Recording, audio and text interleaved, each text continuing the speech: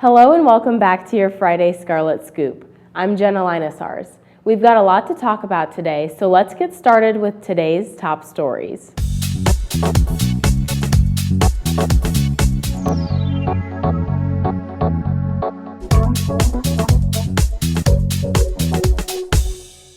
Two weeks ago, we brought you information about OSU's first Community Police Academy, which allows people to get an inside look at what it's like to wear the badge.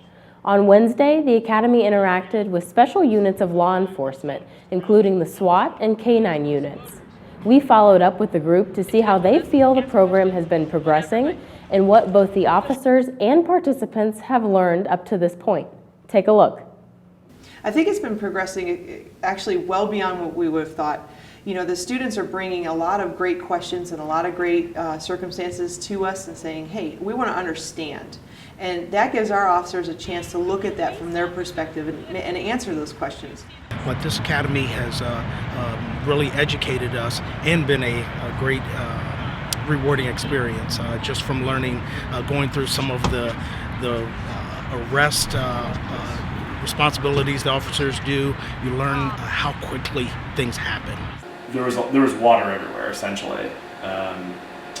Many of the roads were shut down, including some major roads like Interstate 95. The last 25 miles of our trip took about 2 hours to traverse. North Carolinians are still dealing with the aftermath of Hurricane Matthew that rocked the United States last week. Even though it may seem like the tragedy is away from home here in Ohio, a doctor at the Wexner Medical Center saw it firsthand. Dr. Dan Bachman was deployed on a task force that traveled to North Carolina to lend aid through water rescue and medical attention. In total, his group rescued close to 100 people and animals from their homes. We caught up with Dr. Bachman to hear more about his journey to the relief zone.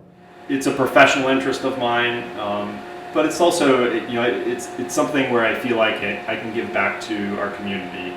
Everyone really plays a role in the response for these major disasters, and they're all important. So I think that's what I would impress on people. Even if you're not there specifically, there's other things you can do to play a role when these things happen. North Carolina rivers are expected to return to below flooding level by Monday, according to the Weather Channel. Your support out there to get you high, you have to have one to stay sober.